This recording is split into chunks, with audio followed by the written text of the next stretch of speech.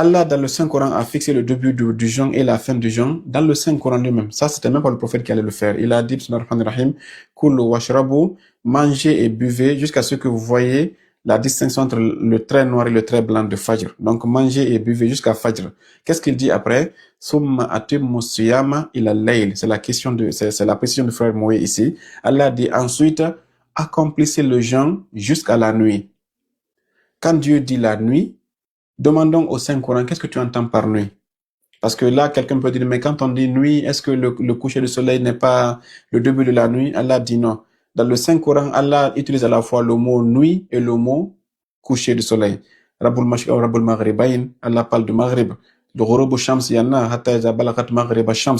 Il y a plusieurs versets où Allah a parlé de Maghrib Shams, de coucher du soleil. Mais Allah n'a pas dit dans la sourate Al-Baqarah, Thumma atimmu siyama ila al-Maghrib, ou bien ila al-Ghurub, et accomplissez le jeûne au coucher du soleil. Il a dit il a layl. Maintenant, quels sont les signes de la nuit dans le Saint-Coran? Dans plusieurs versets, il y en a. Je vais essayer de mémoriser ici quelques versets. Faïdha hum muslimun. Quand Allah parle de la nuit dans le Saint-Coran, il dit ils sont dans l'obscurité. Allah dans le Saint-Coran a lié la nuit à l'obscurité. Ça, c'est un. Deuxièmement, il dit quoi? Wallayli idha yakhsha. La nuit quand elle enveloppe. Autrement dit, la nuit, dès qu'on parle de nuit, c'est qu'elle a enveloppé la journée. Et quand on dit journée, c'est la clarté. Donc la nuit, c'est l'obscurité. Donc quand Allah dans le Saint-Coran dit que Allah veut dire accomplissez votre jeûne jusqu'à l'obscurité. La différence c'est quoi? C'est 10 à 15 minutes. C'est-à-dire que pourquoi tu peux patienter depuis l'aube jusqu'à Maghrib, mais tu arrives à cause de 10 minutes, tu gâtes toutes les 10 heures, tu t'es privé de nourriture. Ce n'est pas intelligent. Patienter 10 minutes pour respecter l'ordre d'Allah pour que tu puisses avoir les récompenses qui sont escomptées. Parce que comme je l'ai dit ici, c'est un piège des gens, c'est un piège des ennemis de l'islam. Il n'y a aucune adoration dont ils n'ont pas piégé. La prière a été piégée par l'ablution, comme elle l'a dit. Quand l'ablution n'est pas bonne, la prière n'est pas bonne, ils t'ont dit de laver les pieds, d'ajouter les oreilles. Dans la prière, dans la Fatiha, ils t'ont dit d'enlever le nom de Dieu, de mettre le nom de Amon. Quand tu dis Amin, Amin c'est qui? C'est Amen. Amen c'est qui? C'est Amon. Amon c'est qui? C'est le Dieu égyptien du soleil. Donc tu enlèves Bismillah, tu mets Bismillah Amun à la fin. Tu dis Amin à la fin de la Fatiha, tu croises tes bras, tu fais le salam à la deuxième rakat. Il y a plein de petites virus qu'ils ont mis dans nos adorations. Comme ils savent qu'ils ne peuvent pas te dire de ne pas jeûner, de ne pas prier, ils disent que tu vas prier, tu vas jeûner, mais dedans on va percer, de sorte que quand tu penses que tu as puisé l'eau, quand tu vas arriver à ta mort, tu vois que tout est sorti parce que c'était déjà percé. Donc, le jeûne ne se rompt pas au coucher du soleil, le jeûne se rompt à l'arrivée de la nuit. Ça, même dans Muwatta Malik, quand tu vas au chapitre du jeûne de la rupture, il raconte un hadith qui est authentique là-bas, que Omar et Ousmane, lorsque le Ramadan arrivait, ils ne coupaient leur jeûne que quand la nuit devenait noire et que c'est après qu'ils aient prié déjà. Ça, c'est ce que je vais vous dire. Vous les sunnites aussi, dans vos livres, c'est dit et précisé que oui, même les sahaba que vous portez comme des références, ils ne rompaient le jeûne que quand la nuit arrivait. Maintenant, il y a deux objections que vont nous donner ici. La première, c'est le hadith qui dit que la yazalu ummati ala khayrin ma akhara as-suhur wa ajala al-futur. Il y a un hadith qui est authentique chez les sunnites qui disent que le prophète aurait dit que ma communauté sera toujours en paix tant qu'ils vont retarder le sahur et ils vont précipiter la rupture. Donc, ajilu bil futur. Vous connaissez bien la formule là. Cette objection, elle est très banale et elle est facile à rejeter aussi. Si c'était vrai que le prophète a dit de se précipiter pour rompre le jeûne, mais précipitation n'est pas à confondre avec anticipation. C'est là le piège. Parce que tu peux te précipiter quand tu es sûr que l'heure fixée par Allah est arrivée, la nuit est venue, n'attends pas 23 heures, n'attends pas 22 heures, n'attends pas 21 heures. Si l'heure de la rupture c'est 19 heures chez vous et que la nuit arrive à 19 heures, n'attends plus 19 heures 20, 30. Va et précipite-toi et mange. Mais on se précipite que après que l'heure soit arrivée. Celui qui se précipite avant l'heure, il ne s'est pas précipité, il a anticipé. Le prophète n'a pas d'anticipé. Celui qui rompt le jeûne quand il est encore clair, lui ne s'est pas précipité, lui l'a anticipé même. Donc si ça, c'est un autre cas qui est très grave. Donc ici, même si c'était vrai que le prophète a dit de se précipiter, le prophète ne peut jamais démentir le Saint-Coran et ne peut pas être en opposition avec le Saint-Coran. C'est Allah qui a dit, le jeûne, l'heure exacte, c'est la nuit, l'obscurité. Le prophète maintenant te dit, quand tu passes jusqu'à l'obscurité, ne dis pas que toi tu es plus patient que les autres, tu as des doigts à faire qui sont longs. Dès que tu pries, romps et puis fais tes doigts par après. C'est ça que le prophète voulait faire allusion, ce n'est pas autre chose. Donc ça, c'est la première objection par rapport à cela. Voilà. La deuxième chose que je voulais dire, c'était aux Sénégalais qui sont dans le groupe. Je vais essayer de taquiner notre cher Abdallah. Le frère Moïse a dit que quand le muezzin dit Allah, non, chez les Sénégalais dans certaines zones, surtout dans le Fouta Toro, le muezzin, il dit Yare Nangemuti. C'est que ça, il dit au micro. Il dit buvez, le soleil est couché. Buvez, le soleil s'est couché. Chaque soir du mois de Ramadan, pendant en 2003, j'étais là-bas. En 2004, j'étais là-bas. En tout cas, je ne sais pas si ça a cessé, mais pendant ce temps-là, dès que le soleil se couche, le muezzin monte avec le micro, ça s'entend dans toute la ville. Il dit Njare Nangemuti, buvez, le soleil s'est couché. Et tout le monde se promettait à boire. Imaginez là, un muezzin dans une mosquée se permet de prendre la responsabilité de faire manger toute la communauté musulmane, juste parce que le soleil s'est couché. Là, il ne dit pas la nuit est arrivée, il dit le soleil s'est couché. Ça, c'est une erreur qui est grave et monumentale. C'est-à-dire que le muezzin, imagine par exemple toi qui suis le muezzin, toi le musulman lambda, quand tu vas à la fin du monde, Dieu te dit, tu as rompu le jeûne à 18h15. Pourquoi? Tu dis non parce que la radio Al-Bayan a fait son azan à 18h15. Allah te dira, donne-moi le verset où je t'ai dit que c'est le muezzin qui marque la fin du jeûne, l'appel du muezzin. Tu n'as pas ce verset. Le muezzin est un être humain comme toi. Avant de suivre un être humain comme toi, même le prophète Mohammed sallallahu alayhi wa sallam, il dit si ce que je vous dis n'est pas conforme au Saint-Coran, ne l'appliquez pas. Alors tu vas suivre un muezzin, peut-être même c'est un vieux qui était un fonctionnaire qui ne connaît pas l'islam beaucoup, astaghfirullah, pardonnez-moi de ça, mais qui juste suit un petit calendrier qui a été fait dans le quartier. Toi, tu peux risquer ton au-delà, ton éternité, parce que juste un muezzin a fait un appel à la mosquée, bien dans une radio quelconque. C'est une affaire qui est sérieuse. Allah n'a pas laissé cette affaire, même le prophète Mohammed décider. Il a dit, c'est moi-même qui vais décider. Donc ici, soyons prudents. Le jeûne ne sera que quand il se fait, quand il se fait obscur, mais pas avant. Donc on a de la bonne compréhension. Le grand Moïse, vous êtes là? Vous avez autre chose à ajouter peut-être pour m'aider à compléter? Ahsan Maulana.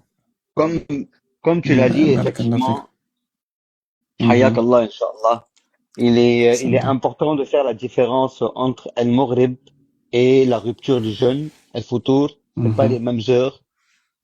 Ouais. Il faut faire attention que c'est pas quand on dit Allahu Akbar qu'il faut aller manger. On te dit Allahu Akbar, Pas du tout. Inch'Allah, tu vas faire ta prière, tu finis ta prière, Inch'Allah. Il est temps de faire, de manger. À ce moment-là, tu manges quand tu vois qu'il a commencé à faire nuit. Yeah. Voilà, parce qu'il Exactement. y en a plein qui préfèrent ne pas manger, ni faire la prière, enfin ne pas faire la prière, ils disent de temps en temps Allahu Akbar, ils partent manger. Entre-temps, rien que le fait de finir ta prière, tu es déjà arrivé à l'heure de la rupture. De la rupture. Et que tu Exactement. coupes ton jeûne. Donc, je vois pas pourquoi est-ce que les gens se précipitent, mais c'est important parce que je pense qu'ils ont grandi avec avec cette habitude. Donc, c'est arrivé à un moment où c'est un peu compliqué pour eux de se ressaisir par rapport à ce sujet et de croire même ce qu'on leur dit. Donc, il est Exactement. impératif Exactement. que ça se passe comme ça. Maintenant, concernant l'ablution, effectivement aussi, comme le dit le verset, Surat Al-Ma'idah, verset 6, il faut se laver le visage, se laver les mains et s'essuyer la tête et les pieds pour l'ablution. On n'a pas dit de laver les pieds ni rien. Exactement. Parce Pas que du tout. subhanallah, tu vas mal faire ton ablution. Ta salat, elle ne va pas être acceptée. Tu vas couper le jeûne Ouais. plus tôt. Tu auras perdu toute ta souffrance de toute la journée Sincèrement. de jeûne pour finalement couper tôt. Donc finalement, tu n'as rien fait. Ta prière n'a pas été Ouais. acceptée. Ton jeûne n'a pas été accepté. Donc tu as perdu les deux. Ouais. C'est dangereux. Wallahi, wallah. C'est très très Merci pour dangereux, ce rappel subhanallah. qui est très fondamental. Merci, merci beaucoup. Parce que les gens Merci à sont toi, victimes d'un Maulana. piège qui est très grave, très très grave piège. Mm. Quand le Ramadan et la prière sont annulés, où on va aller avec pour faire face à Dieu. C'est regrettable vraiment Exact. qu'Allah les réveille. Sincèrement. Amin. Je vois le frère Hakim qui parle du hadith que j'ai dit ici. Je sais pas s'il est sunnite, s'il a entendu ce que j'ai dit. Mais je pense que ce hadith-là, on a dit que ta'ajil al-futur ne veut pas dire tasbiquhu. C'est-à-dire que le fait de se précipiter pour rompre le jeûne, ok, ça veut pas dire de faire avant l'heure. Par exemple, imagine ici, l'arbitre dit si je siffle, courez. Toi, tu cours avant qu'il ne siffle. Tu es disqualifié, non? Dans les courses, quand Vraiment. l'arbitre te dit, dès que je siffle, précipitez-vous. Mais toi, tu cours même avant qu'il ne siffle. Tu vas pas faire la course. Toi, tu as perdu ta journée de jeûne. Donc, anticipation Vraiment. est différente de précipitation. Inch'Allah. Ok, je Y vois a-t-il, quelques personnes dans le commentaire. Oui, allez-y. y a-t-il un bienfait de manger avant la salat al-fajr ou juste boire? Aucun hadith dessus. Mhm. Oui, c'est la deuxième question. La première question, c'est là, si quelqu'un tombe malade pendant le jeûne, même avec l'effort, s'il vous plaît, ça rompt le jeûne, s'il vous plaît. C'était mieux qu'il monte pour qu'on puisse dialoguer parce que les échanges à vive voix sont plus importants. Mais ce que je peux Ahsan, dire par Maulana. rapport à la première question, la maladie, Allah dit, وَمَنْ كَانَ مِنْكُمْ مَرِيضًا أَوْ عَلَىٰ سَفَرٍ فَعِدَّةٌ مِنْ أَيَّامٍ أُخْرَىٰ. Celui qui est malade ou qui est en déplacement, qu'il compte et qu'il rembourse par après. Donc ici, c'est comme les savants le disent que chacun connaît lui-même ce qu'il peut supporter. Tant que tu peux supporter, tu peux gêner, mais quand ça devient souffrance, tu ne peux plus gêner. La yukallifu Allahu nafsan illa wus'aha. Dieu ne peut imposer à aucune âme au-delà de sa capacité. Ok? Chacun ici peut, voilà. Si un médecin aussi te dit qu'il y a un risque grave quand tu jeûnes, ça peut te causer d'autres maladies qui seront vraiment très, très irréversibles, tu ne dois pas gêner. Tu dois préparer à te traiter d'abord. Mais il faut que les personnes soient dignes de confiance et que le rapport médical soit digne de foi. Y a-t-il un bienfait de manger avant la salat al-fajr? Il y en a des gens qui encouragent. Ils disent que c'est béni par Allah subhanahu wa ta'ala et il y a des effets aussi sur le plan physiologique aussi qui sont cités par certains médecins. Donc, Inch'Allah ta'ala, il y en a des gens qui n'aiment pas se réveiller. Il y en a aussi qui, quand ils mangent à cette heure-là, à l'aube, ils ont des ballonnements durant la journée. Chaque physique est différent, chacun a son organisme. Mais si tu ne peux pas manger, même si c'est une gorgée d'eau, une petite tasse d'eau chaude, prends-le pour respecter la sunna. C'est toujours récompensé de respecter la sunna, Inch'Allah. Ouais. Après, chacun Donc, selon son corps. Si tu vois que voilà, tu es chacun sa malade et que tu ne physionomie, peux pas faire le physiologie. jeûne, Mhm. tu le refais après le mois de Ramadan, Inch'Allah. Comme ça, tu rattrapes les jours que tu n'as pas pu Exact, faire. Et bien sûr, il faut être exactement. correct et honnête. C'est pas que tu as mal à la tête. Honnête. Tu te dis, bon, allez, c'est bon, on va boire de l'eau. Voilà. Et puis, Ok, à il y la a fin plein du de mois de xénophobes qui font Ramadan. ça. Il y a plein de Ah xénophobes bon, qui font voilà. ça. Ils ne vont à l'hôpital que pendant le mois de Chaban. Ils vont à l'hôpital. Non, mais le médecin m'a dit ça. Voici l'ordonnance du médecin là. Pendant toute l'année, ils sont bien portants, mais dès que Ramadan arrive là, tu les vois avec des papiers médicaux. Subhanallah, c'est incroyable. Ouais. Maintenant, So, amigo, y en a. pour manger le matin, oui, tu peux, moi, personnellement, je conseille aux gens de boire de l'eau le matin avant le Mhm. imsak. Comme ça, au moins, ils savent que Ouais. même s'ils ont soif la journée, ils ont au moins bu quelque chose avant. Mhm. C'est bon pour la Voilà. santé. Ça, c'est recommandé par beaucoup de médecins. C'est bon pour Hassan, l'hydratation du corps, l'irrigation des organes. Il y a des bienfaits qui sont répertoriés. Il y en a aussi des riwayat qui en parlent. Celui qui est Amino 313. Il y a des riwayat qui en parlent, mais l'authenticité de ces riwayat reste à vérifier. Mais il y en a des riwayat qui disent que le sahur est tellement recommandé que quand tu ne peux pas manger, ça te fait du mal, au moins, voilà, bois une petite gorgée d'eau. Voilà, il y a le monsieur, c'est là qui dit que c'est un koyaka. Non, c'est les Sénoufos même. Ils ont besoin d'un petit verre de lait de la part des Peuls. Donc, ils n'ont subhanallah. qu'à boire un petit verre de lait le matin avant Fajr, Inch'Allah. Donc, Maintenant, moi, le je dis, frère Moïse est Maulana, revenu. pour Oui. ceux qui n'arrivent pas Allez-y, à se frère lever Moïse. déjà le matin pour la salat El-Fajr, comment est-ce qu'il va se réveiller Mhm. le matin pour manger quelque chose avant de, de se rendormir?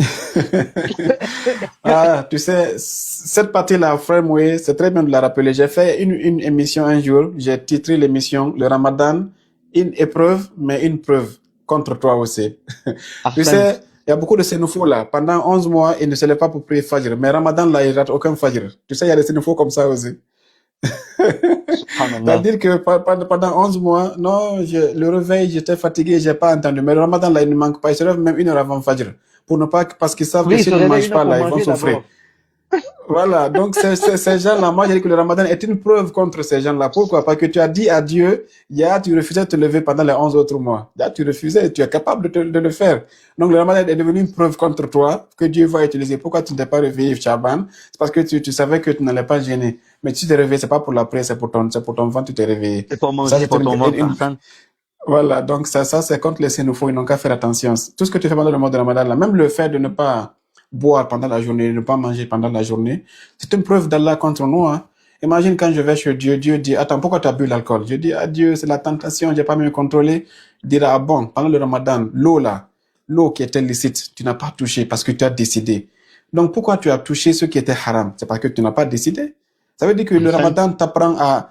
Le ramadan est une preuve contre toi. Si tu fais un péché, c'est parce que c'est par choix que tu le fais. Parce que si tu ne manges pas le riz, tu touches pas ta femme, tu ne bois pas de l'eau qui est licite, donc ça veut dire que si tu décides, tu peux même arrêter ce qui est licite. Donc, que dire de ce qui est illicite alors?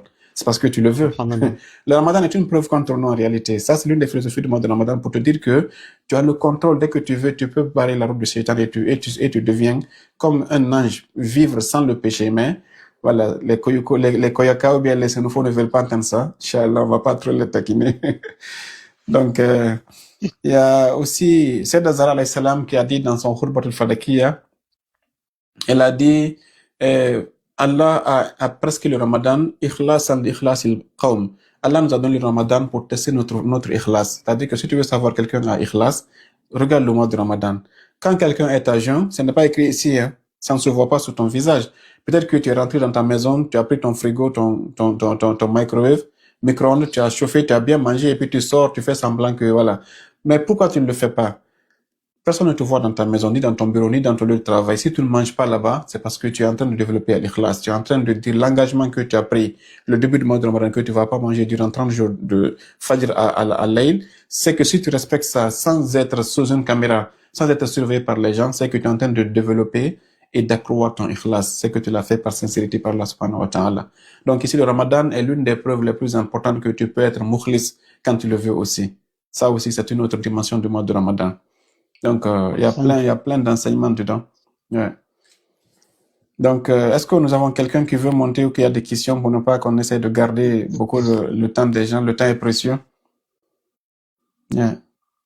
S'il y en a qui veulent monter, n'hésitez pas à faire votre demande, Inch'Allah, et puis Maulana va l'accepter, et puis on va écouter vos réponses et donner on va Exactement. écouter vos questions et donner les réponses, Inch'Allah, si on les a. Inch'Allah. Je reviens sur la question que mon frère a posée. Peut-être vous n'étiez pas là au début. Il dit quand quelqu'un est malade, il doit attendre après.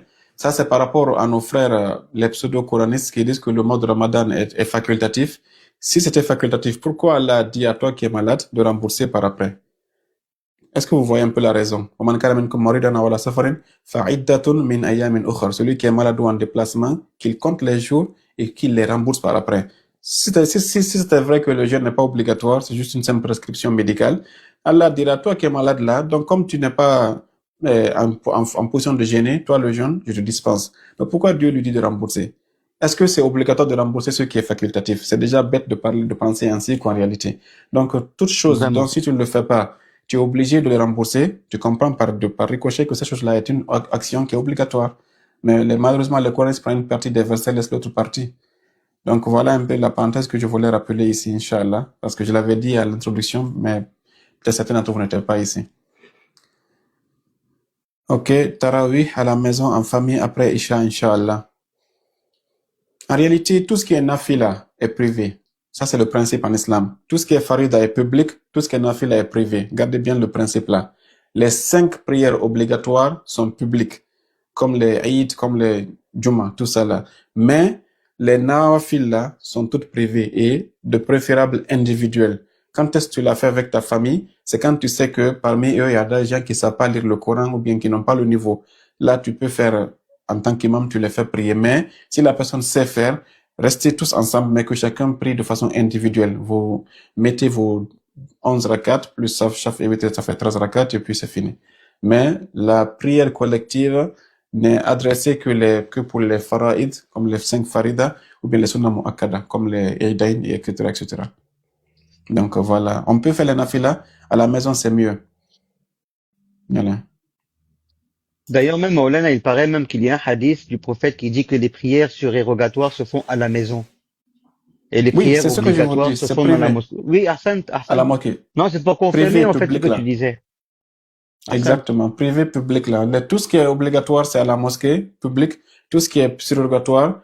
Il y a un hadith qui dit que C'est le prophète a privé. dit, la taj'alu buyutakum quburan. Ne transformez pas vos maisons comme des cimetières. Ça, c'est un hadith du prophète. C'est-à-dire que si tu veux prier, tu vas à la mosquée. Quand tu vas à la maison pour dormir, comme un cimetière. Le prophète dit, prie dans ta maison aussi pour que tu l'illumines. Ne la transforme pas en des cimetières pour juste dormir dans ta maison. Donc, ça veut dire que la prière surrogatoire se fait à la maison. Yeah. Subhanallah.